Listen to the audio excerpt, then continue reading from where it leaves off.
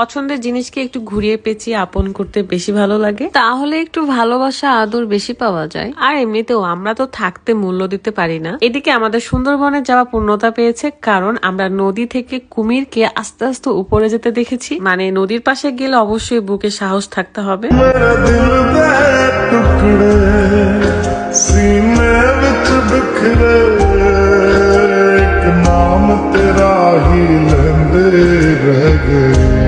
আসসালামু আলাইকুম, কেমন আছেন সবাই? আমি ছোট্ট বোটের মধ্যে কি করছি বলেন তো? ঘুরতে ঘুরতে আপনাদেরকে দরকারি জিনিস দেখাতে ভুলেই গিয়েছি। আমি যাকে ভালোবাসি আর আমি যা চাই বা পছন্দ করি সেটাকে চেষ্টা করি আমার সাথেই রাখার। তার মধ্যে স্লিমিং টি একটা। খুব অবাক হচ্ছেন তাই না? এই বোটের মধ্যে আমি স্লিমিং টি কিভাবে পাইলাম? আমি যেখানে যাই সেখানে আমার সাথে স্লিমিং টিটা নিয়ে যাই। তো ট্যুরেও নিয়ে এসেছিলাম। সকাল সকাল আমার কিছুই খাওয়া হয়নি, সবাই তো লাল চা খেয়েছে, বাট আমি খাবো আমার চা, যেটা আমার ক্ষুধাও মেটাবে এবং আমার শরীরের ওজনটাও কমাবে। এমনিতেও খাওয়া দাওয়া অতিরিক্ত বেশি হওয়ার কারণে আমি একটু গুলুমুলু হয়ে যাচ্ছি, বাট এটা খুবই তাড়াতাড়ি কন্ট্রোলে চলে আসবে। যারা ওজন কমাতে চান তারা চোখ বন্ধ করে ইউনিক কালেকশন ফেসবুক পেজ থেকে এই স্লিমিং টিটা অর্ডার করুন এবং প্রতিদিন সকাল এবং রাত্রে খালি পেটে খাবেন। এটা খাওয়ার ফলে আপনার শরীরের যে এক্সট্রা চর্বি আছে সেটা কমে যাবে, সাথে আপনার অতিরিক্ত খাওয়ার চাহিদাকে কমিয়ে ফেলবে। দেখতে দেখতে আমরা রিসোর্টেও চলে এসেছি। এরই মধ্যে আমার স্লিমিং টি খাওয়াও কমপ্লিট। তারপর বলবো আমাদের সুন্দরবনের শেষ দিনে কি হয়েছিল। সকালে উঠে প্রথম কাজ আমার রুকায়াকে পেট ভরে খাওয়ানো,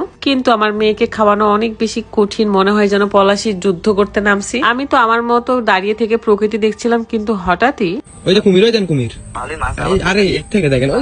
প্রথমে তো আমি দেখতে পাচ্ছিলাম না, পরে দেখি এভাবে হেঁটে হেঁটে উপরে চলে যাচ্ছে। মানে এটা দেখার পরে আমি আর নদীতে একবারের জন্য পানি তার হাতও দেই নাই, পাও দেই নাই। আর এক একটা সাপ ছিল কুমিরের সমান, মানে খুবই ভয়ঙ্কর একটা অবস্থা। তারপরে মনে হয়েছে সুন্দরবনে এসেছে আর এগুলো যদি দেখতেই না পারে তাহলে কি হইলো। মনকে সান্ত্বনা দিয়ে চলে আসলাম। আর আজকে আমরা থাকবো অন্য রুমে। তো রুকায়ের সাথে আমি একটু খেলা করছিলাম। এখন আমি লাগেজপত্র গুছিয়ে অন্য রুমে চলে যাব।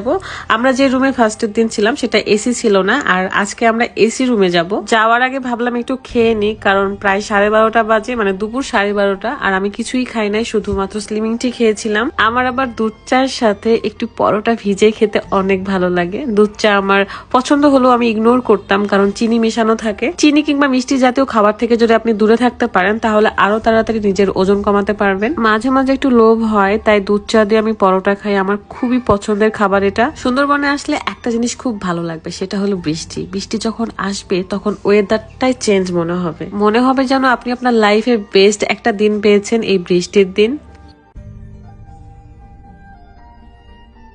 বলতে না বলতে বৃষ্টিতে ভেজা শেষ করে আমি লাগেজপত্র গোছাতে লাগে, কারণ আমরা এসি রুমে চলে যাব। বনবাসে টোটাল 5টা রুম এন্ড 5টাই ভীষণ সুন্দর। 3টাতে মেবি এসি ছিল আর 2টাতে নন এসি। এখানে আমি এই সুন্দর ড্রেসটা দেখাচ্ছিলাম। আপনারা কিন্তু সুন্দর ড্রেসগুলো আমার পেজেই পেয়ে যাবেন, মানে হলো বিথিস ট্যাটন বিজনেস পেজ থেকেই পেয়ে যাবেন। লাগেজ তো গোছানো কমপ্লিট। এখন আমরা দুইজনই আগে চলে যাচ্ছি, কারণ লাগেজ অন্যজন নিয়ে আসবে এখানে। এই রুমটা এত সুন্দর দেখেন, বনের মধ্যে একটা সরু রাস্তা, রাস্তার মধ্যে একটা কুঠির ঘর, এরকম লাগছে না? আমার প্রত্যেকটা রুমে এসে এরকম পর্দা সরাতে ভীষণ ভালো লাগে। পর্দা সরিয়ে এরকম একটা দৃশ্য, যারা প্রকৃতি প্রেমী তাদের জন্য এই সুন্দরবন বেস্ট একটা জায়গা হবে, বেস্ট ট্যুর হবে বলতে গেলে।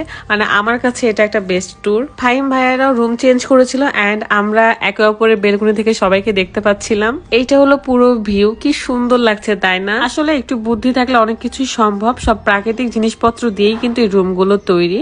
যেমন ধরুন বাঁশ, কাঠ, তারপর ঝোপঝাড়। এখানে যে একটা আলমারি আছে বোঝাই যাচ্ছিল না। ছোট্ট একটা ড্রেসিং টেবিল, সাথে গোল একটা বেড।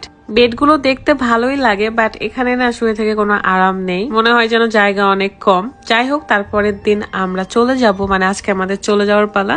আমরা 3য় দিন এখান থেকে ব্যাক করি। সকাল থেকে ভীষণ বৃষ্টি হচ্ছিল এন্ড আমরা মা মেয়ে মিলে বৃষ্টিতে একটু ভিজতেছিলাম। মানে ভিজছিলাম না, ছাতা নিয়ে একটু ঘোরাফেরা করছিলাম। আমার মতো রুকাইয়াও অনেক বেশি পছন্দ করে বৃষ্টিতে ভেজা। আমরা এই সুন্দরবনের ট্রিপটাকে অনেক বেশি মিস করব, কারণ আমরা একদমই নিজের বাড়ির মতো করেছিলাম। প্রত্যেকে এত সম্মান করেছে, এত ভালোবেসেছে আসছে, আসলে মিস না করে থাকা যাবে না। এই তো ভাইয়াদেরকে বিদায় দিয়ে চলে যাচ্ছে আমরা সেই বোট করে আমাদের নিজের গন্তব্যস্থলে। কি আর করার, ভাবতে ভাবতে চলে যেতে হবে খুলনা সেই বন্দরে। বাট নদী দেখে শান্ত মনে হলেও এই নদী আবার একসময় অশান্ত হয়ে যাচ্ছিল। এই প্রাকৃতিক দৃশ্যগুলো যদি নিজের চোখে দেখা যায় তাহলে বুঝবেন যে আমাদের পৃথিবীটা কত বেশি সুন্দর, বিশেষ করে আমাদের এই বাংলাদেশটা। আমার মেয়ে তো এখানে ঘাস ফুল নিয়ে খেলা করছিল। রুকাইয়াও যেন একটা ছোট্ট ফুলের সাথে একদম মিশে গেছে। সে তার বাবাকে ভীষণ ভালোবাসে, ফুলগুলো নিয়ে গিয়ে তার বাবার সাথে খেলা করছিল, বাবাকেই দিচ্ছিল। যাই হোক, ভালো থাকবেন সবাই। সুন্দরবনে এসে বা খুলনাতে এসে অনেক অনেক মানুষের ভালোবাসা পেয়েছি, সাপোর্ট পেয়েছি।